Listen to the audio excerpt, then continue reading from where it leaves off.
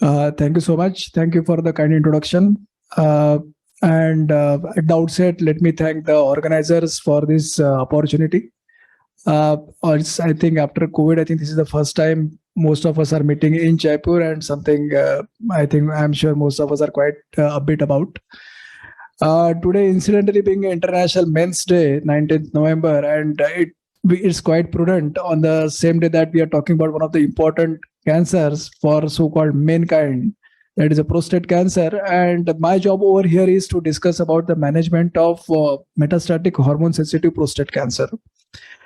Now, we do understand prostate cancer is a broad spectrum of disease, and there are times when the patient particularly presents in one particular set, like very early stage, or non-metastatic castrate resistant, or metastatic hormone naive, castrate resistant, metastatic, and so on and so forth. So my job over here is to really discuss exactly the hormone sensitive metastatic prostate cancer, and why it is important to treat this particular set of patients. As we know, there are almost 15% of cancer patients who have metastasis at the time of diagnosis. Now, remember, this is Western data, and I think most of us who are treating the Indian doctors probably would agree that majority of their patients might be in this particular subset. This is something to do with the I would say underwhelming prostate cancer screening, which are still not really penetrated to the extent what is supposed to be in the society. So that is one part of it. And also, if you really know the number of patients who eventually die, there are majority of patients of prostate cancer who also are diagnosed in the hormone sensitive setting. Still majority of the patients will die. We do understand that these patients, after some time of initial treatment, will eventually land up with the CRPC. So it's a large spectrum of patients what we are looking at. So as I already mentioned, the patients may be diagnosed in various phases, like in a localized versus metastatic, sensitive versus resistant. But my job over here is to really specifically discuss about newly diagnosed metastatic hormone sensitive prostate cancer. And that is where I'll stick to my today's discussion. Before we jump onto the management part of it, let us try and understand the definition of metastatic hormone sensitive prostate cancer. Now, it also has other names like castrate-sensitive prostate cancers or castrate-naive prostate cancer. They're all interchangeably used also. And the typically metastatic prostate cancer, which still responds to ADT. So that is extremely important. This is an important caveat when we talk about a definition. Now, this definition comes from NCCN. And not necessarily always ADT naive. That patient might have received this particular treatment at some point in time, even in the curative part of it. That is in the primary therapy, when the patient was non-metastatic, finished his hormones for some time, or for whatever reason only received one unimodality of therapy, and the patient is still eventually become metastatic. But this also can be considered as hormone naive or castrate sensitive patients. Now, when you talk about the treatment decisions, there are multiple factors what one really need to consider, and that includes the disease-specific factors and, more importantly, the patient-specific factors also. And when you talk about the disease-specific factors, you talk about the extent of the disease, the low volume versus high volume, high risk versus low risk, distribution of metastasis, visceral versus non-visceral. What about symptomatic patients versus asymptomatic patients? Are we justified in treating asymptomatic patients? So there are multiple, I would say, factors which are really need to be looked into.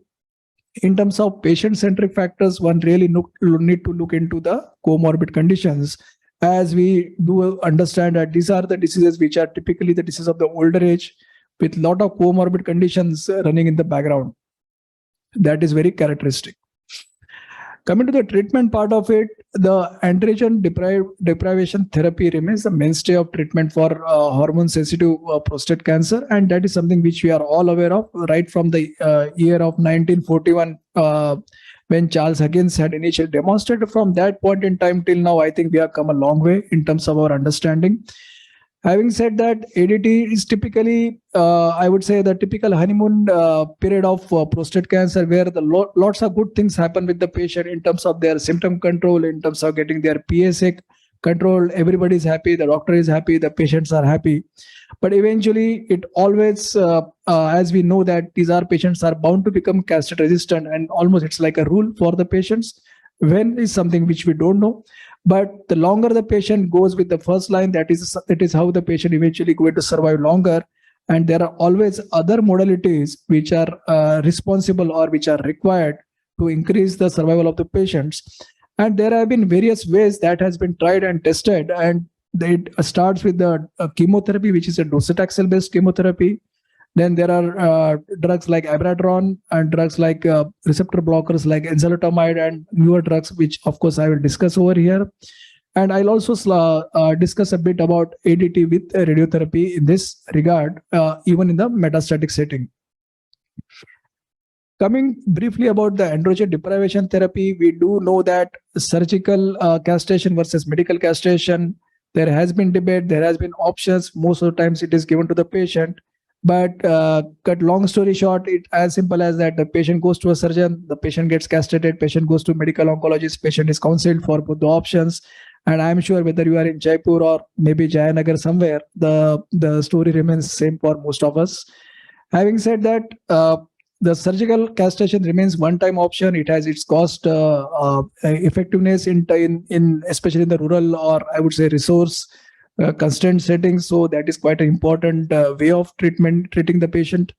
Medical, we know about GnRH agonist and antagonist, GnRH agonist in the form of coserelin, buserelin, and so on and so forth.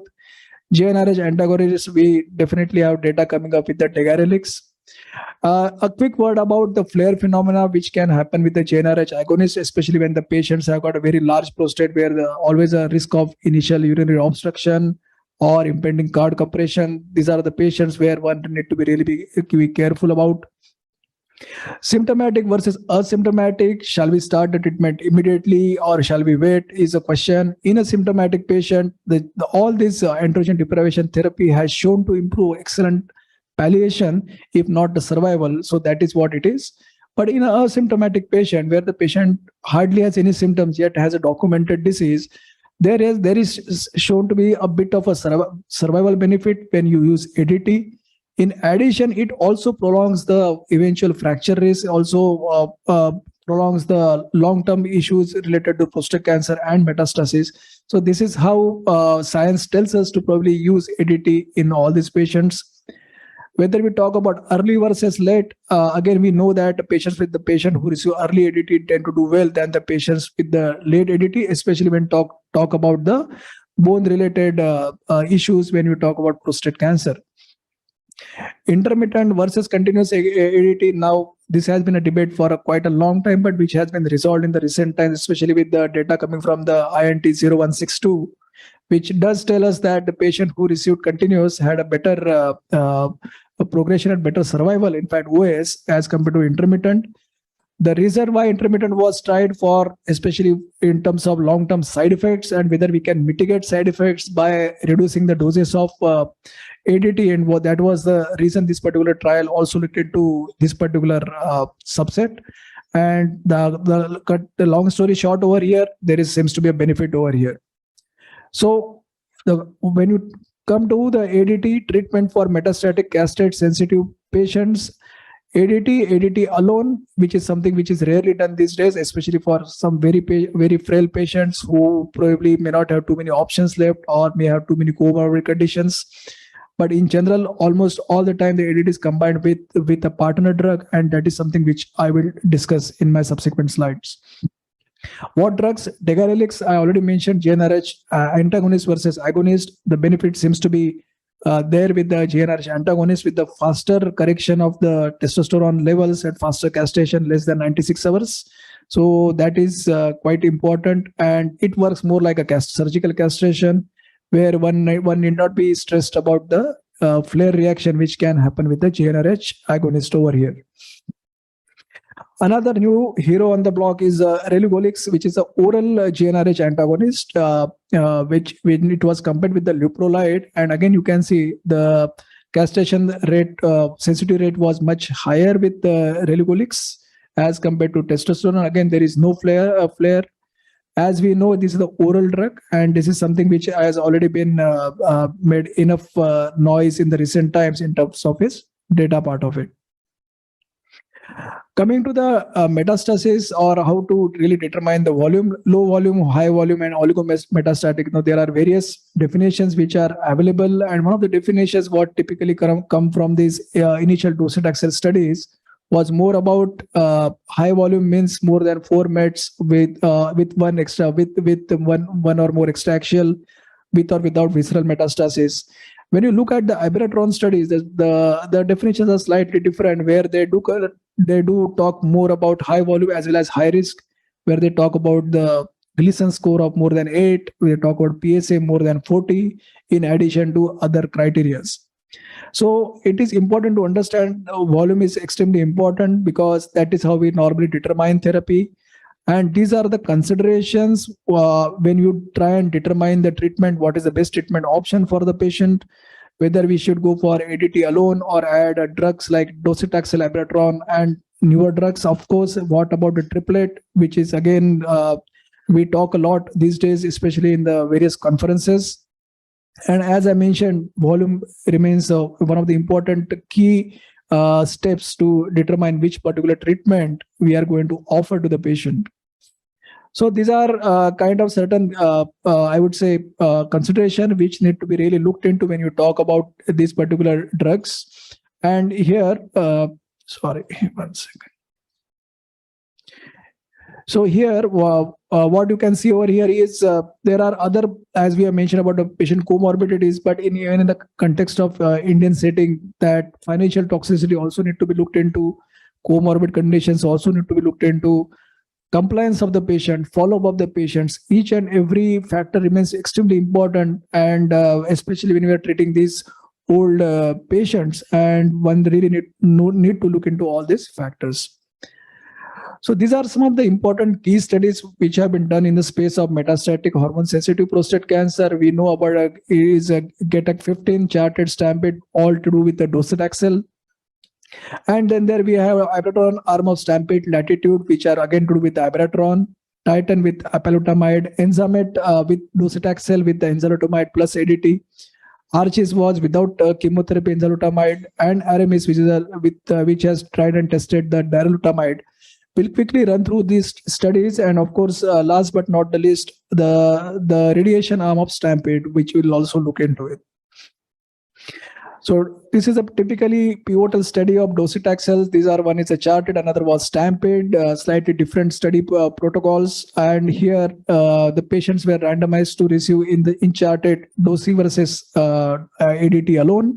And that led to the median OS of more than, I would say, 13 odd months when the patient who received docetaxel. And again, in the stampede, there was again almost 10 months benefit in terms of survival. So both these studies clearly showed a significant clinical benefit, and also which was statistically significant. When you look into the meta-analysis of all these studies, including GETAC15, the benefit seems to be consistent across the trials when you use standard of care, which is more of a ADT with docetaxel versus only standard of care, and that led to the approval of these particular drugs, especially in the first line. But whether for all patients, if you look at the high volume versus low volume disease in a charted, the benefits seem to be quite evident for the high volume disease as compared to the low volume disease. And considering the toxicity which is involved with the docetaxel based therapy, with especially the high volume with the low volume disease, one can refrain use of docetaxel when the patient actually has a low volume, and there are other safer options which might be available. But high volume, this remains one of the important combinations over here. Coming to abiraterone, the two studies which were done was, one was a latitude and second was a stampede. And here again, patients with the high risk, as I mentioned, if you look at the definition, was slightly different over here. And what these both studies have shown, that there has been a consistent benefit of use of abiraterone to the plus ADT versus placebo with the ADT. Again, it's a clear difference. We look at the hazard ratios, almost 0.6 to 0.63 in both the studies. Again, making it as another standard of care in the hormone sensitive setting in the first line, along with the ADT. When you look at low versus high volume disease over here, again, the benefit seems to be higher with the high volume disease. Again, HR of 0.62 with a significant p-value. But even with the low volume disease, there seems to be a significant hazard, but the p-value is not significant. Having said that, it has shown its benefit also in the low volume disease, which is again clinically meaningful. And that is one of the reasons why abiraterone may be considered also for low volume disease along with the high volume disease. The new generation androgen receptors have definitely moved up the ladder in the last few years. And these drugs, apalutamide, enzalutamide, something which we use a lot in the castrate-resistant setting. And last but not the least remains darolutamide. Darolutamide has slight benefit because it has slightly low blood-brain barrier penetration. And as we do know with the enzalutamide, there is always a risk of seizure precipitation, and that is something which is much less common with the darolutamide. Studies about these particular drugs, one was the apalutamide. The study was done without docetaxel over here. So apalutamide ADT versus placebo ADT.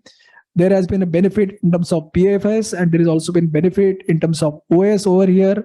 And that also makes apalutamide, of course, which is not available in India, but remains a very important alternative option or alternative in the in this particular HSPC setting. So this is again a positive study. Arches, this was the study which was done almost like a similar study design. So if you look at the abiraterone study, you look at the a previous study of apalutamide, and you also look at this enzalutamide study, that is Arches. Very similar trial designs, ADT, placebo, and enzalutamide over here without or with or without it. Again, this is a positive study. Now, this study looked into the relapse progression-free, radiological progression-free survival in these patients. And here, again, as you can see clearly, the curve starts separating right in the beginning, and there has been a clear benefit over here in terms of overall survival with a descent hazard ratio. Now, coming to some of the triplet regimens which have been tried in the recent times, one of these triplet regimens, Enzamet, had this combination of uses of initial couple of cycles of docetaxel. And here, as you can see over here, there is a benefit of use of enzalutamide with docetaxel. But when we only look into the no docetaxel arm, when you add docetaxel, there seems to be no benefit. It just tells you that the total benefit seems to be coming more from the docetaxel rather than enzalutamide. So this particular trial is negative for the OS part of it. And that is one of the reasons this study, despite having a PFS benefit, has shown that this study has not shown benefit in terms of OS. Coming to the PEACE study, which tried to combine abiraterone, docetaxel, and ADT. And here, as you can see, when the abiraterone was added to the standard of care, there again, look at the hazard ratio over here is 0.5 with the p-value of 0.0001. So this kind of has already become one of the standards of care, and also by various recommendations and guidelines.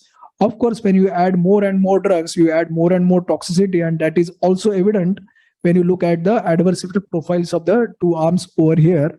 I won't be covering it because of the short of time.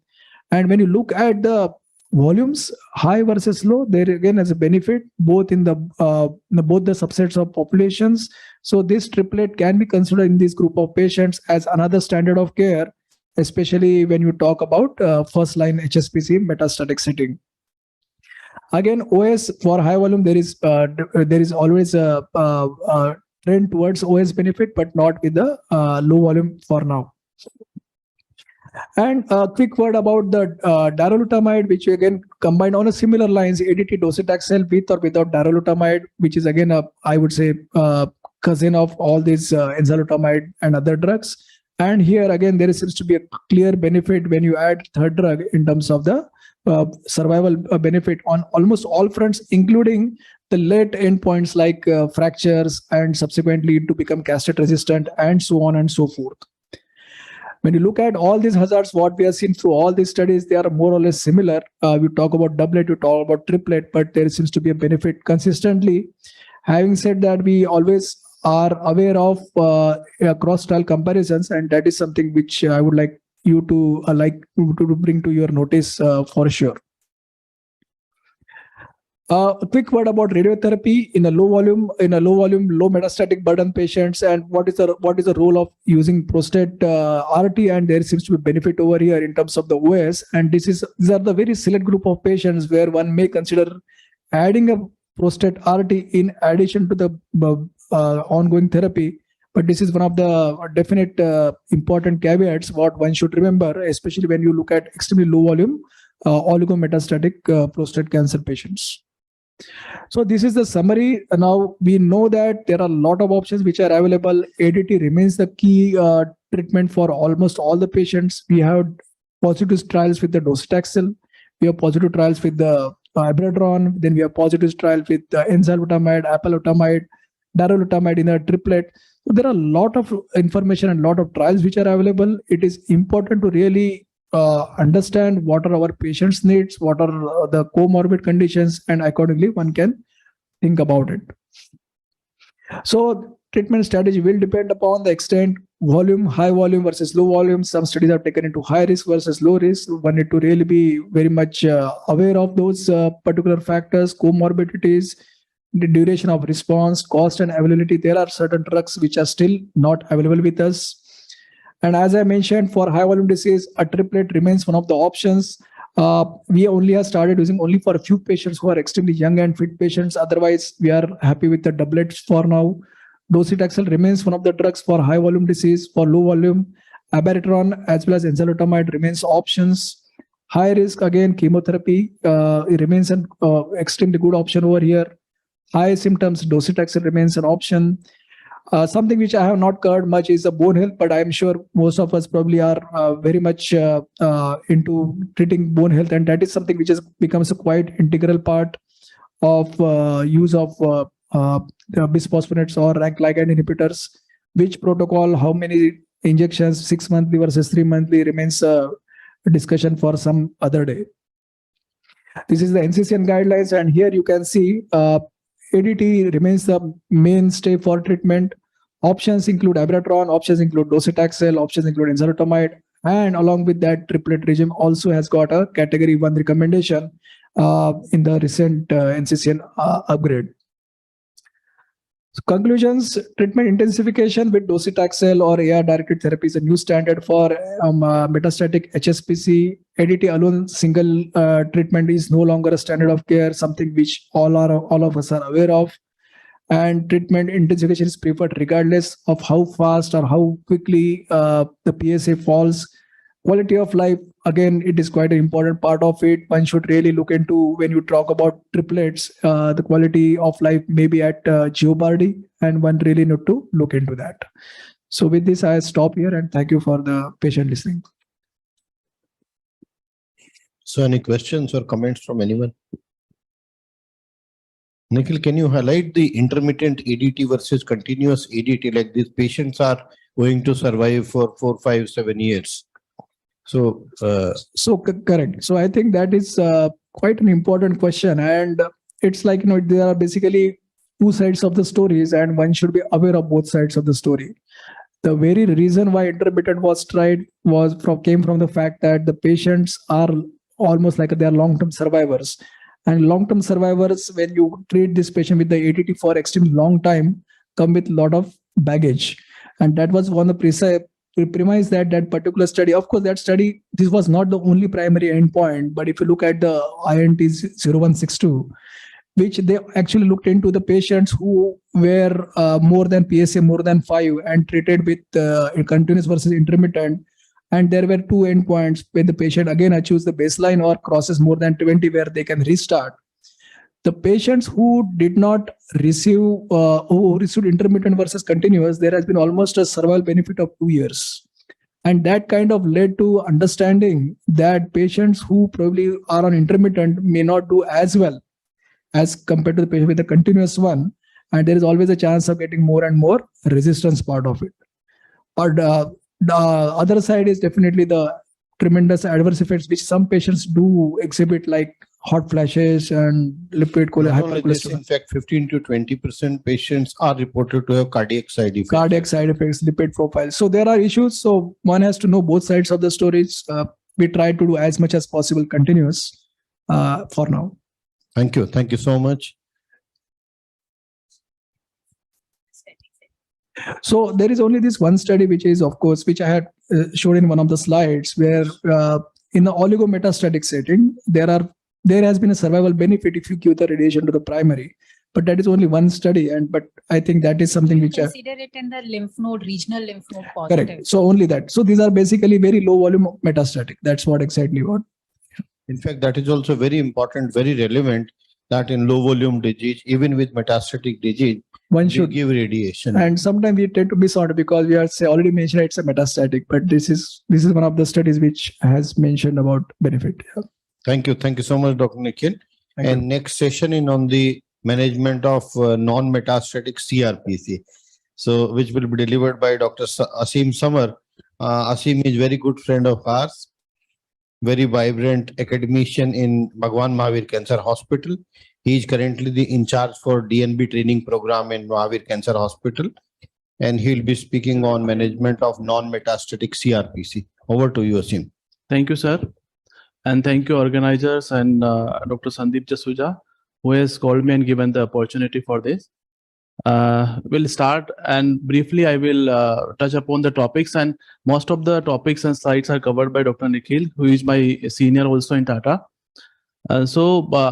My talk is very well constructed with the subgroup of the patient who has non-metastatic CRPC. So it is like prostate cancer is second most, just brief introduction, second most common malignancy in the main worldwide, and various part of the stages patient we diagnose, like early stage, sometimes they are in the advanced stage. But in India, almost 60 to 70% of the patient we diagnose at the metastatic stage. And there is a barrier of starting our treatment in non-metastatic CRPC. So it is most of the Western concept where they found the patient in the non-metastatic CRPC. But in our setting, they are less common. But as the primary treatment is available in nationwide, we are finding more and more cases. After primary treatment, localized or locally advanced disease may progress to biochemical recurrence, sometimes termed as biochemical failure, and it is usually within 5 years.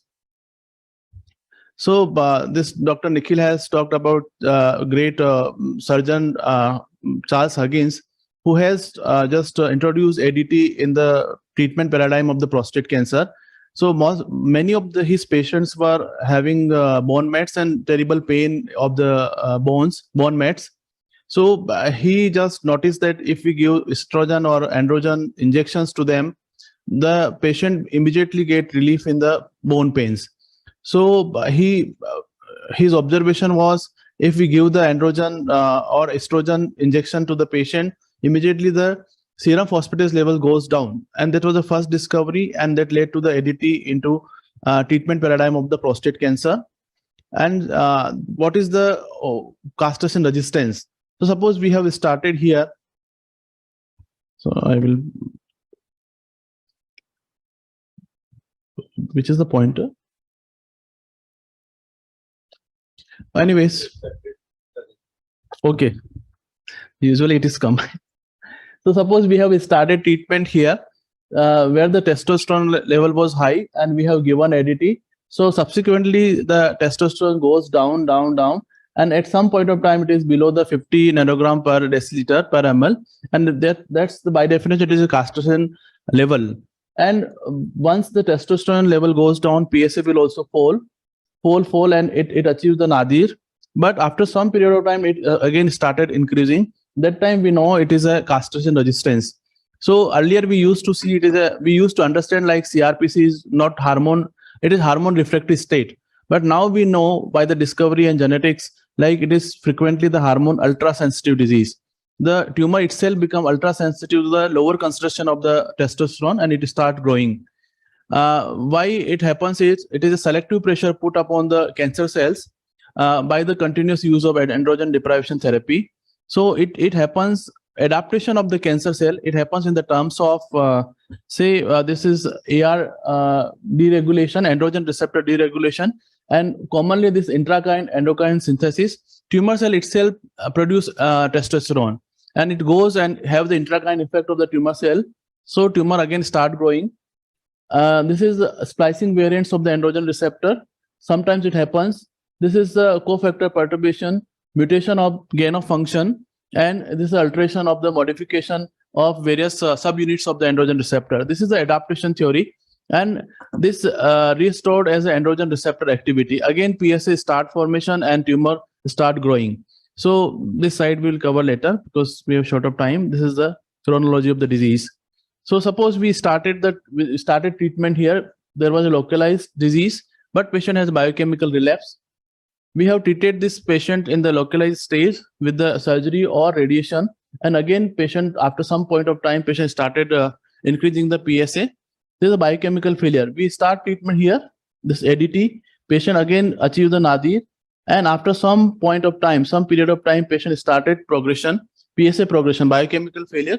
But we especially know that sometime, for the most of the time, patient may be non-metastatic. So we are considering this block of the patient non-metastatic CRPC. And this all we know, and the later talk will cover this metastatic CRPC. So why we want to treat this patient in the non-metastatic CRPC state is because once patient is progression of the non-metastatic CRPC to metastatic disease likely, and approximately 1/3 of the patient will develop mets, bone mets within 2 years of time. So we want to prolong this time period. As long as patient is non-metastatic stage, patient will be comfortable, they will require less care, they will have less bone pain, all that. And the survival will increase, and later on we will see in the slides, like all-cause mortality in the non-metastatic stage only 16%. But if the patient get mets, it is 56%. So ultimately, if we prolong the duration of non-metastatic CRPC state, we will prolong the overall survival. So the patient, what are the factors which produce this metastatic CRPC? So we can predict, like if patient has a high PSA concentration at diagnosis, and shorter PSA doubling time, high Gleason score at baseline, and shorter interval from ADT initiation to diagnosis of the CRPC, that kind of the patient of non-metastatic CRPC will convert faster into the CRPC. And it is generally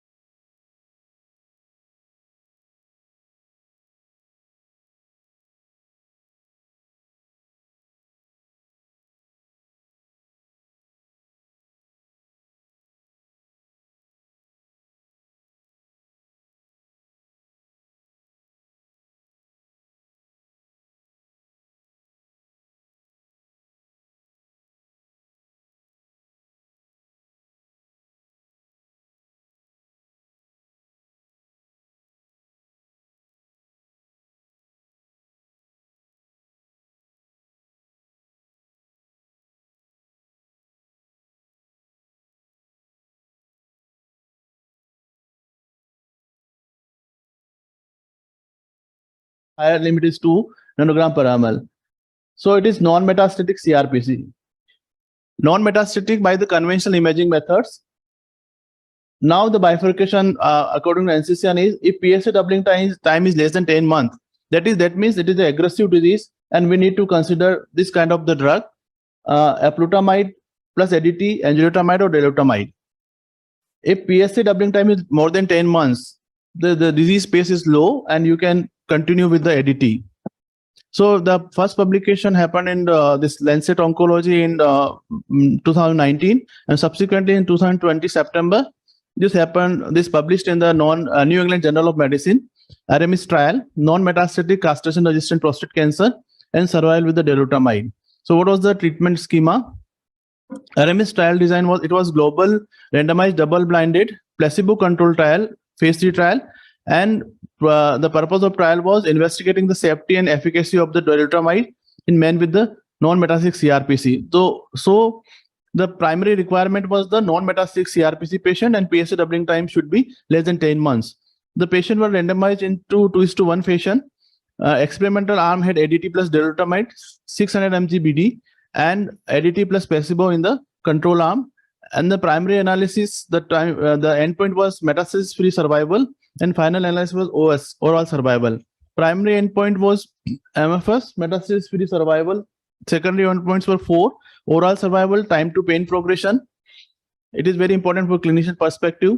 Time to first cytotoxic chemotherapy use and time to first symptomatic skeletal event, and safety and side effect of the darolutamide. Some exploratory analysis was also done.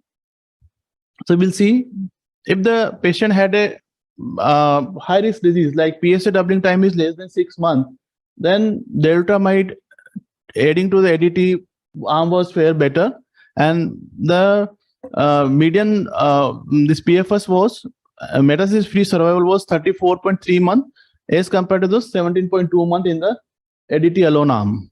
So it was significantly better. HR ratio was 0.41. That means 59% of the patient had benefit with the adding darolutamide to the ADT arm. If PSA doubling time was 6 to 10 months, they have stratified according to the previous plan. So it has, you can see it is only ADT arm had the 30.7 month, and here it was a 40.5 month. Or maybe it has not reached, so it was significantly better. And HR ratio was 0.38, which is very significant. 62% of the patient had reduction in the risk of metastasis or death. Secondary endpoint, we know we have assigned like time to pain progression, time to first cytotoxic chemotherapy, and time to first symptomatic skeletal event. All three parameters darolutamide proved to be better. This is better, and this has not reached actually. So time to pain progression was in the darolutamide arm, it was 40.3 months versus the darolutamide arm, it was alone arm, in placebo arm, it was 25.4 months. So clinically, this is very important. And this is the PSA response. We follow up our patient with the PSA level measurement. So this was also better in the arm of darolutamide. Almost 51% patient had reduction of 90% of the PSA concentration, and 32% patient had PSA reduction in 50 to 90%. Whereas in the placebo arm, it was very minimal, almost 8%. And median change with the darolutamide was 87.4% in the PSA concentration. What is darolutamide? Darolutamide is a newer third generation androgen receptor inhibitor. And what is the mechanism? So darolutamide, we know like testosterone comes here and it goes and converted by the 5-alpha reductase to DHT. DHT along with the androgen receptor, it's translocated into the nucleus and attached to the DNA, and then it causes the growth and survival of the cancer cell and increase the PSA level. So darolutamide block this attachment of the DHT to androgen receptor and translocation of the this complex to the nucleus, and ultimately block the progression of the cell. It is the commercially used available darolutamide, and it is now available in India also. This is the comparison of the all four androgen receptor antagonists. So you can see we will consider our darolutamide. It is a full antagonist and it blocks the nuclear translocation. the mutation of the AR receptor has not been described for decreasing action of dolutamide, and it generally no progression of the testosterone level. It will not increase with the dolutamide, and blood-brain barrier is very well, means it does not cross the blood-brain barrier. So there is very minimal side effect of CNS side effect. This is the median, this all three trial compared, and one slide. You can see like median time to PSA progression was 37 month here and 33.2 month in the Aramis trial, which was significant, and median PFS was almost similar in 3 arm. So what was this is the side effect profile. You can see in the apalutamide, enzalutamide, the side effects are very troubling, but in the dolutamide arm, the dolutamide trial, it was very less. And in this network analysis where the 3 trials were compared, and other studies also with the similar endpoints, they have clearly mentioned this AEs were very less with the dolutamide, and efficacy wise apalutamide and enzalutamide was little bit superior. But in further analysis, they have shown dolutamide may not be only provide best OS, but there's a favorable side effect profile, and in the non-metastatic CRPC patients. And now this is the last slide, which shown like if you have a PSA doubling time more than 10 months, you can observe. But if less than 10 months, dolutamide is a category 1 indication. Thank you very much. So if any question, I would happy to answer.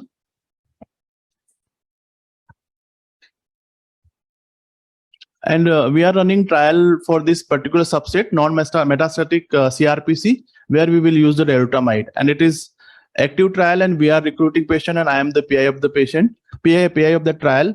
And earlier also we have done one trial in the hormone sensitive metastatic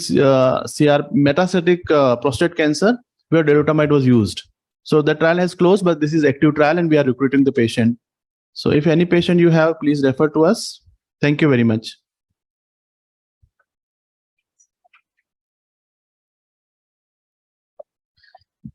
Now, I would like to invite Dr. Shefali Sadana for the next talk. She is a consultant medical oncologist, MEC Super Specialty Hospital, Delhi.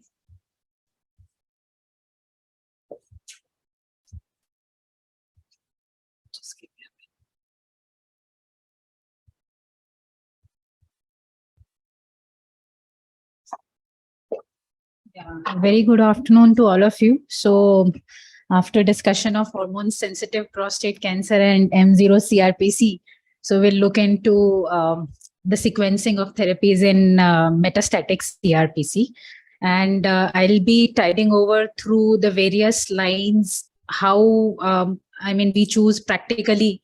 There is nothing right and wrong in either ways, because no guideline have clearly demonstrated how to sequence the therapies in metastatic CRPC. And then in last couple of slides, a word about newer therapies.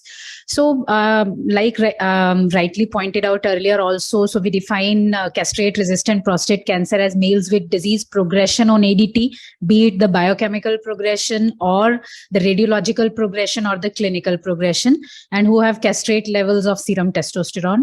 And it is mostly identified initially due to rising PSA. And like rightly pointed out in previous talk, it does not imply that disease is totally independent of androgens. Rather, it is the regulating or continuous activation of the receptors. And it represents the heterogeneous group ranging from biochemical progression to locoregional recurrence to distant mets, that is bone versus visceral. So there are current challenges in the management of prostate cancer, that despite the 5-year survival of localized prostate cancer being more than 99%, advanced prostate cancer is something which is mostly incurable. And almost all patients do progress to CRPC depending upon the risk factors what they have. And in India, the thing is really alarming, and the incidence of new prostate cancer is estimated to increase from, say, 35,000 in 2020 to 65,000. So almost kind of doubled in 2040. And the statistics are of concern and indicate that need for optimizing the management of disease is really needed. And one of the challenges is that what is the best combination and how to sequence the treatment. So why do we need a consensus over here is because none of the guidelines has shown a clarity how to sequence this treatment. Moreover, the newer molecular therapies and immune checkpoint inhibitors along with the targeted therapies are peeping in. And there is no country specific guidelines, and there are not much randomized control trials over and above to sequence these therapies. So there is an unmet need for this management guidelines. So if we see the NCCN guidelines, the current NCCN guidelines, they divide the metastatic CRPC into the patients who really have adenocarcinoma or the other histologies versus depending upon what prior lines of treatment they have received. So to continue, ADT is the standard of care in metastatic CRPC because it's not the androgen escape phenomena which is there. So, and once we consider M1 CRPC, so two important things apart for the line of treatment are to use the bone-directed therapies, that is denosumab or zoledronic, which is denosumab is category 1 here, and to accommodate palliative RT for the palliative management as required.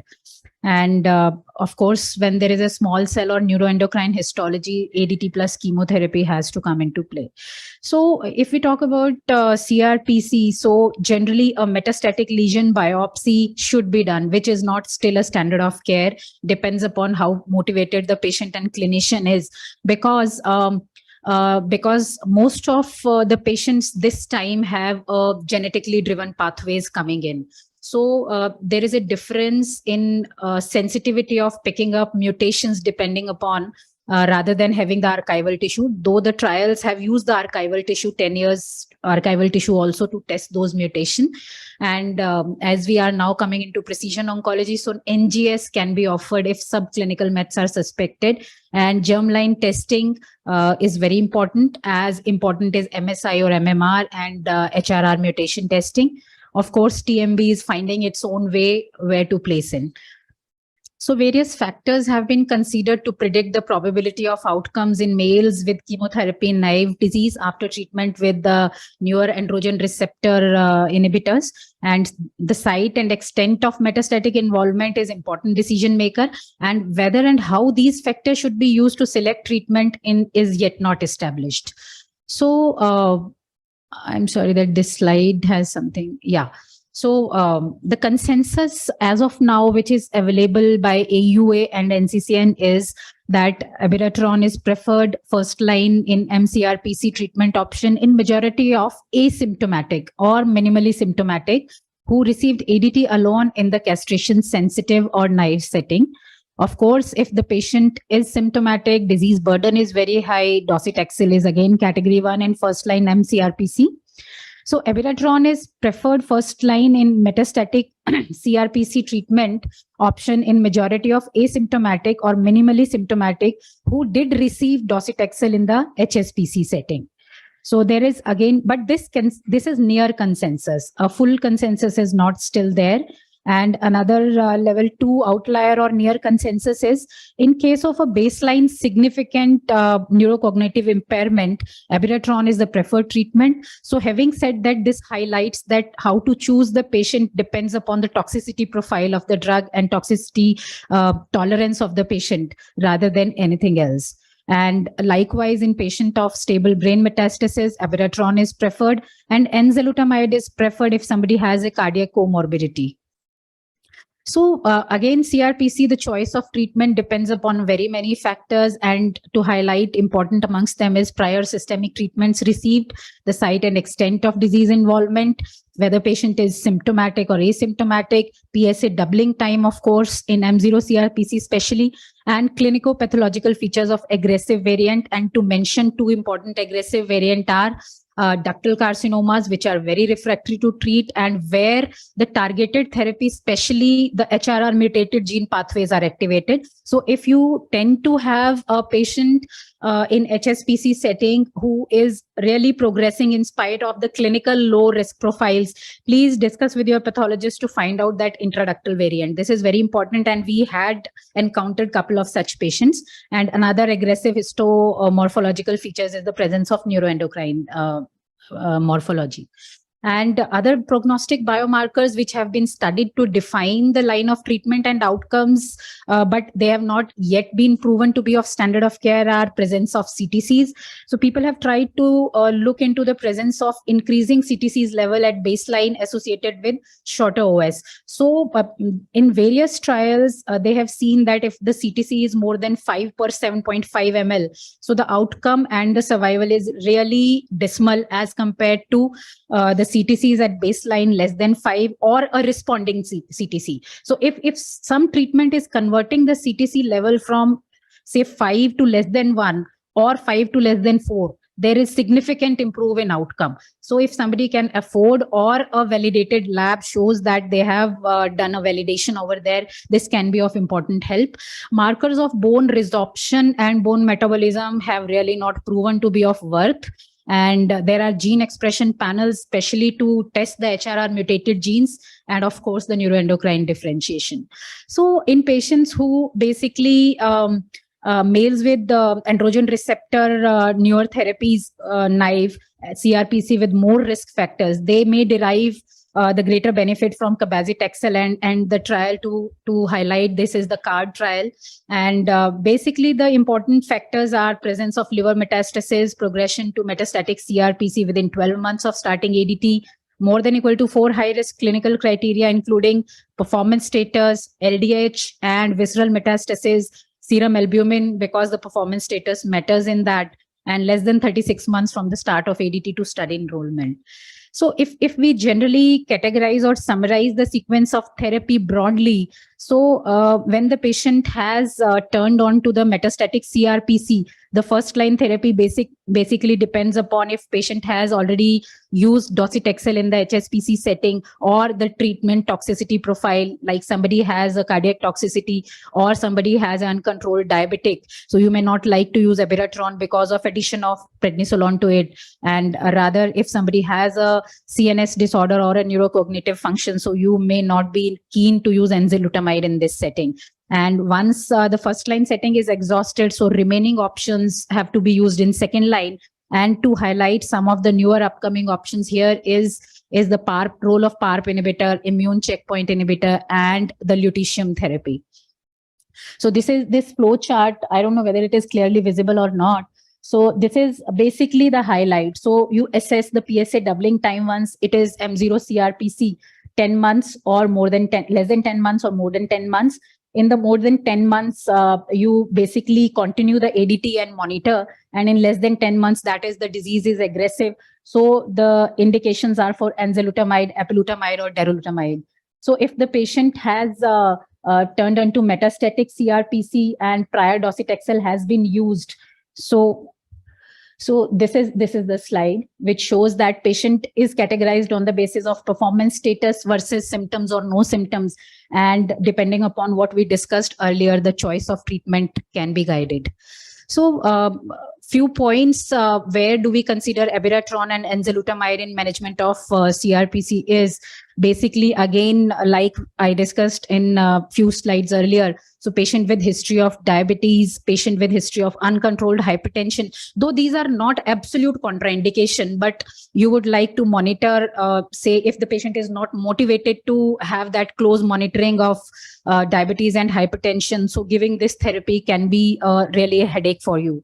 So where do you consider this enzalutamide and not abiraterone? And two important indications are patient with baseline pedal because they have been previously pre-treated, they received prednisolone, they received ADT, which tend to have a weight gain and fluid retention. So you may like to avoid abiraterone in those cases. Similarly, where do we consider abiraterone is in patients with neurological disorders and baseline fatigue. So in trials, it has been shown that grade 3 fatigue was more with enzalutamide as compared to abiraterone. So again, patient with significant baseline pain and polypharmacy, enzalutamide has somehow shown that has an upper edge. So can enzalutamide, so this is very important question, because once we give our patients a oral option, so they are not motivated towards chemotherapy, and moreover these patients are elderly age group most of the time. So can enzalutamide be given immediately after failure of abiraterone or vice versa? So a few of the studies have tried to answer, but I think it should not be a routine, because the PFS what is achieved is very less and not convincing. So and the studies have also tried to show that there is a cross resistance between both of these drugs, and there is increased prevalence of ARV7 positivity. So unless until you have a very demotivated patient not to have chemotherapy, I think this should not be a sequence. So chemo, hormone, like that, if you can sequence. So can enzalutamide be used in non-metastatic castrate-resistant? Yes, I think you have already seen that trial, discussed the Prosper phase 3 study. And so the best sequence for metastatic CRPC, basically, again, to highlight, is driven by the previous use of line of systemic therapy and the toxicity profile. And so in this evolving era of prostate cancer treatment, that is the flow chart I could get. So that where to place that lutetium. Basically, now the lutetium therapy has got approval recently in June 22 in the second line setting, after you have failed in one line, either taxane or hormone in metastatic CRPC. However, in my practice, I do place it at third line, where I have already exhausted the taxane and one of the hormones, and if the patient has a bone or highly PSMA avid disease. So, and where to place the PARP inhibitor, just I would mention once. So I counsel my patient in the HSPC setting to do these germline or the genetic testing. However, I utilize that information by the time they turn into CRPC, because once they turn into CRPC, it's very difficult to motivate them for all these testings. So that is how I place it. Thank you so much. Any questions?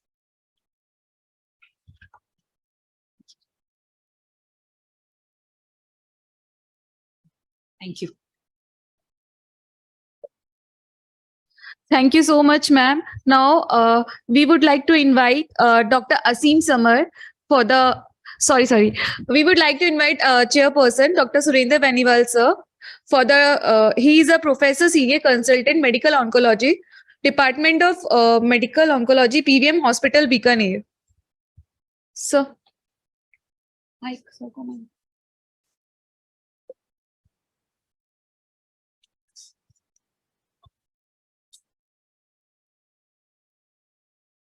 Thank you very much. As we all know that the discussion is going on CA prostate, and we all know that the CA prostate is a heterogeneous disease, and it's a art to treat a prostate cancer.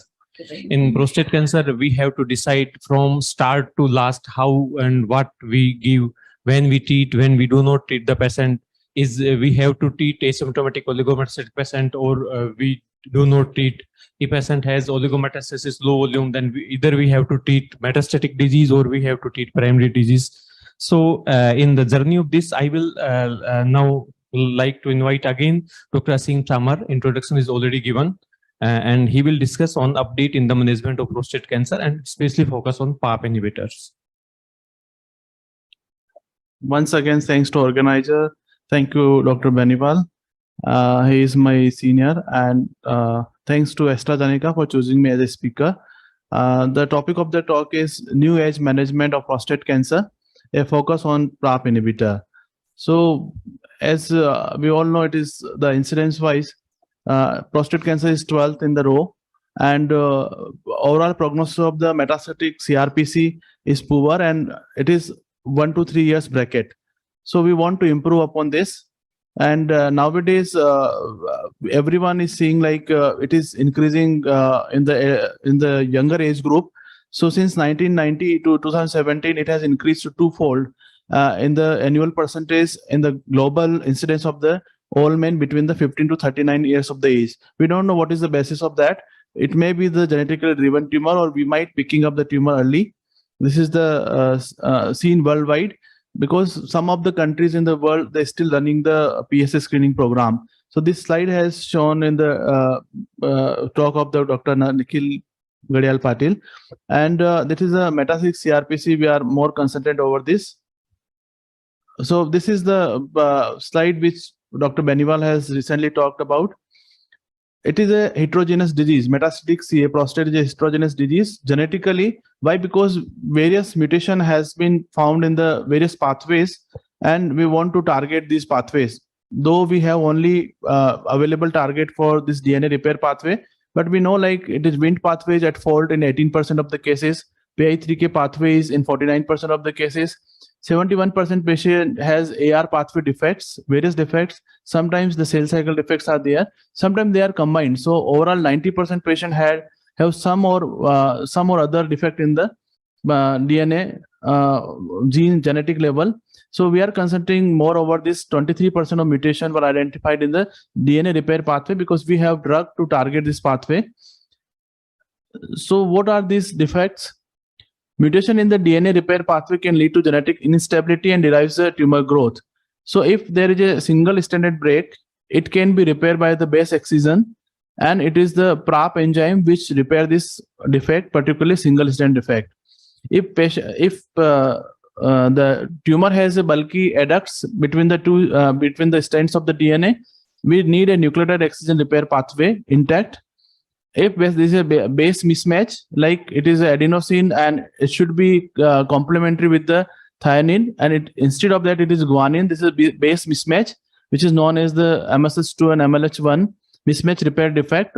We have another drug known as the immunotherapy, but we are more concentrating over the double-stranded DNA defect. Tumor cells have the defect in this repair pathway. In the normal, every human cell have this ATM, BRCA1, BRCA2, PLB2, CHEK2, and RAD51 genes to repair this kind of the double-stranded DNA break. But we have seen in the previous slide, almost 23% of the patient have this mutation in this repair genes. So if the mutation has happened into this repair gene, the cell will not survive and the cell will automatically die. So we have no problem with that. But what happens is the tumor cell has the PRAP enzyme, which will repair this single stranded break, but this will be leave behind. So this single stranded repaired DNA will cause the tumor cell growth. It convert into the oncogenic pathway, and tumor will grow. So it is known as synthetic lethality. So better not to have this mutation. In the DNA repair gene aberration are enriched in the patient with the locoregional or biochemically recurrent or metastatic prostate cancer. So that means if the disease has advancement in the spectrum, they have the more defects. So localized disease or early stage disease, they have less defect, or maybe the germline effect only. But in the advanced stage, almost 8.6% patient had BRCA2 germline mutation. BRCA2 somatic mutation is 7.7%. Almost 16% of patients have this BRCA1 or 2 mutation, and other mutations are also there: ATM, CHEK2, and this RAD51 genes. So if you see the NCCN guidelines where this test stands for, so if patients, you will consider here regional or metastatic disease, where the germline testing is recommended. Germline testing is recommended in all subgroup because we know like we need to counsel the patient's relative also. But in the this one metastatic setting, the recommendation of NCCN is we need to do the molecular and biomarker testing in this particular subgroup, regional or advanced metastatic disease, where we need to consider testing of HRR gene and MSI MMR. So these two testing we need to do. And nowadays we have also changed our practice. Now we do this test. That means we need to counsel the patient for germline mutation, each and every patient. But the patient just has the regional or locoregional or metastatic disease, we need to counsel for this HRR gene testing and MSI MMR testing. So this is the background and rationale for using PRAP inhibition in metastatic CRPC. So despite significant progress in the systemic therapy, metastatic mCRPC continues to be lethal, and the overall survival is 1 to 3 years. And in our patient, it is around 1 to 2 years. mCRPC is molecularly heterogeneous. Up to 30% of the patient harbor the deleterious alteration in the DNA damage repair pathway, including those direct or indirect role in the HRR gene repair pathway. So this gene pathway can be targeted by the PRAP inhibition, and of that, BRCA1 and BRCA2 and ATM are the most well characterized, and BRCA2 is the most common. So this is the trial design of the PROFOUND trial where the olaparib was tested. PROFOUND trial is the first randomized phase 3 study evaluating the efficacy and safety of the olaparib versus new hormonal agent in patient with the HRR mutated mCRPC. So they have the inclusion criteria was documented evidence of the metastatic CRPC, and they should be qualified for the HRR mutation present in the tumor tissue. So all the patient had this mutation in the homologous recombination repair pathway, and then there should be failure of the one NHA, this newer hormone agent, maybe abiraterone or enzalutamide. They should fail upon that, and then they will be included in this trial, and PS score is 0 to 1. So they were divided into two cohorts. One cohort A was BRCA1 and BRCA2 mutated patient, and ATM was taken up into the cohort A, and cohort B was the other mutation, maybe CHEK2 and this RAID 51 or other mutations. So 2:1 randomization was done. It was an open label trial. So olaparib was given 300 mg BD and physician choice of the drug. The physician choice was limited to the newer hormone therapy. Suppose patient had failed on the enzalutamide, then it was given abiraterone. If patient was failed on the abiraterone, then they were given enzalutamide or other aplutamide type of the drug. Cohort B, the same schema was applied. So there was a crossover was allowed. Optional olaparib was optional if the patient has a progressed on the physician choice treatment, both the arm had allowed the crossover. So primary endpoint was the radiological progression-free survival in the cohort A, and the secondary endpoints were overall response rate in the cohort A, radiological progression by BICR in the cohort A plus B. That means the all comers, they need to check the radiological progression-free survival, time to pain progression only in the cohort A, overall survival in the cohort A, and the safety and tolerability of the drug. So these were the 15 gene panel mutations they have tested by the Foundation 1 test. BRCA1 and BRCA2 ATM they have included in the cohort A, and other all gene mutations, if any was there, they were included in the cohort B. So this is the slide, very well made trial, which is the specialty of the international trial. Median age was the 68 years, 67, 69, 69. So almost the same. And you can see the metastasis, they have taken bone only, visceral and other mets. And patient BRCA1, BRCA2 and ATM mutation, you can see like 49% of the patient in the cohort A was BRCA2 mutated, and 37% patient in the ATM mutated patient in the cohort A. So this is the demographic profile of that. We will skip that. So this is the trial result. So olaparib or Lynparza significantly improved rPFS, radiological progression-free survival, by BICR in the patient with alteration in the BRCA1 and BRCA2 or ATM in cohort A. You can see the progression-free survival was 7.39 months in the olaparib arm versus 3.55 in the physician choice arm, and hazard ratio was quite significant. It was 0.34. So almost 76% of the patient had reduction in the progression. You are moving the slide. Okay, I am not moving. And in this forest plot, each subgroup had benefit with the olaparib arm.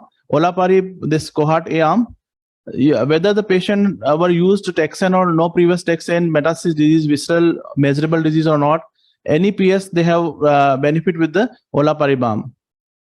And this is the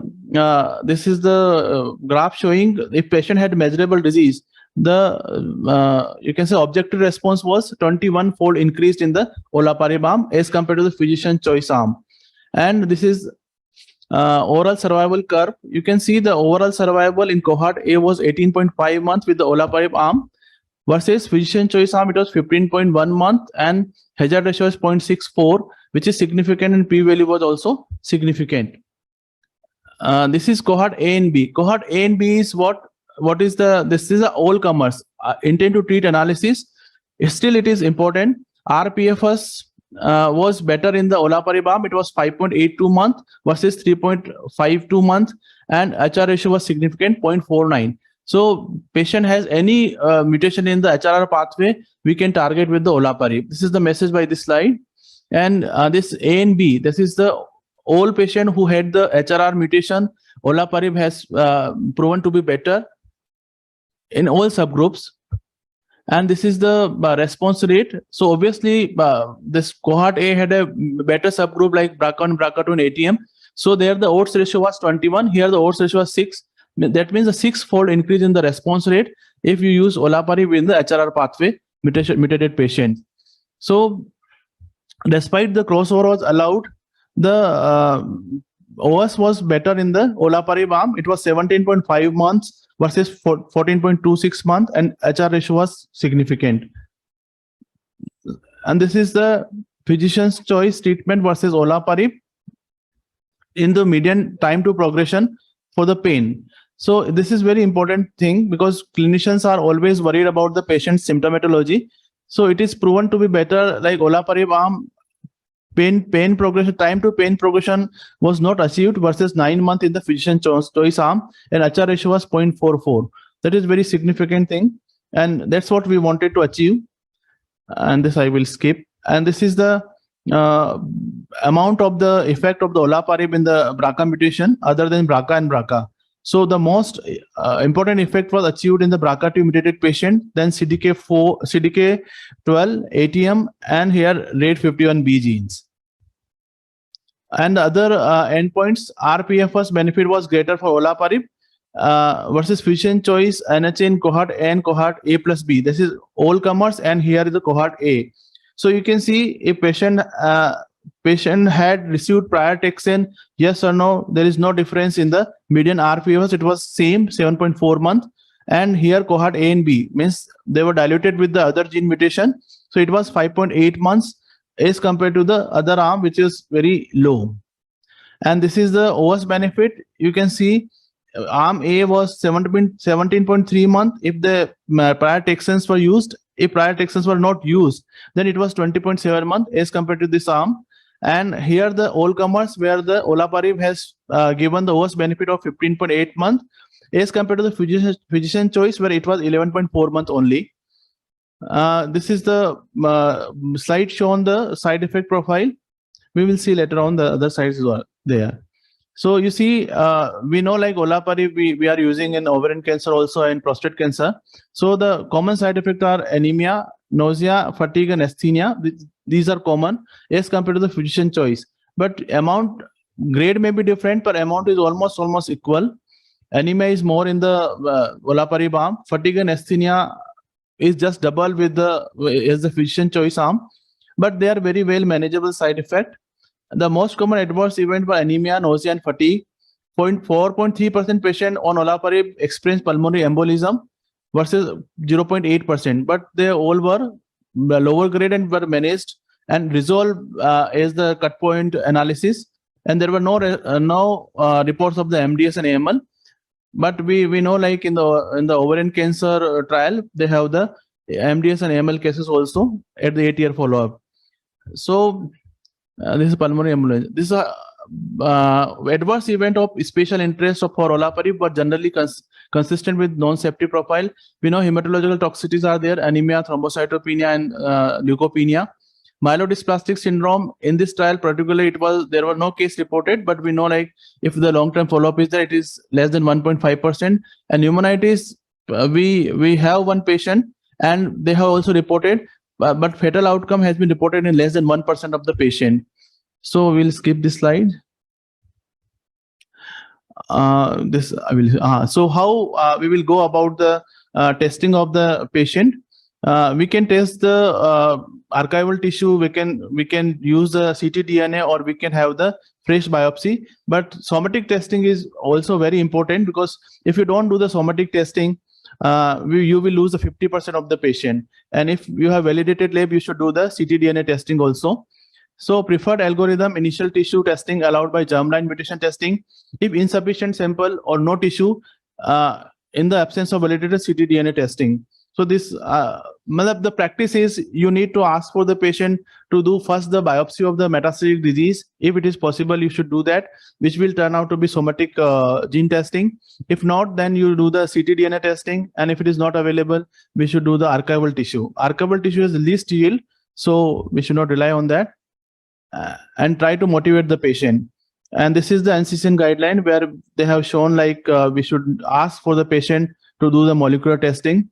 And this is the recommendation from the other side. So thank you very much for that.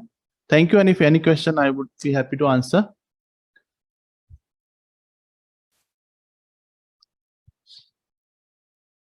So if no question, we will wind up. Boss up. No. Thank you very much, Dr. Thank Assis. you. Thank you very much. Okay. We all know that in the era of this evidence-based treatment, precise treatment is always better than conventional treatment.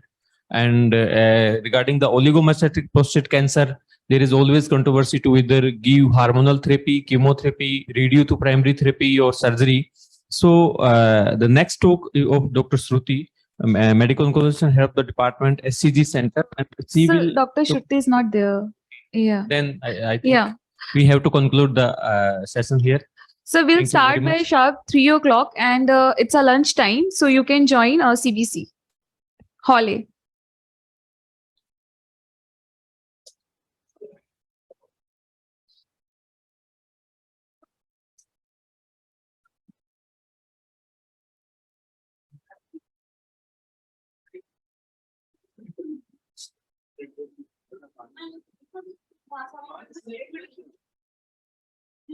और कुछ आई है मेरे पास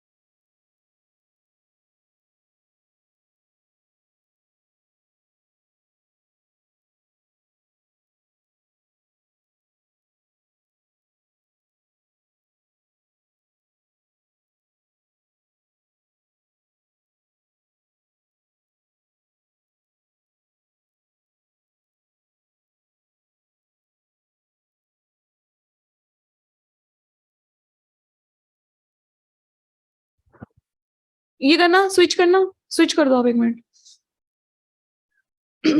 Supporting. Deve, are you there?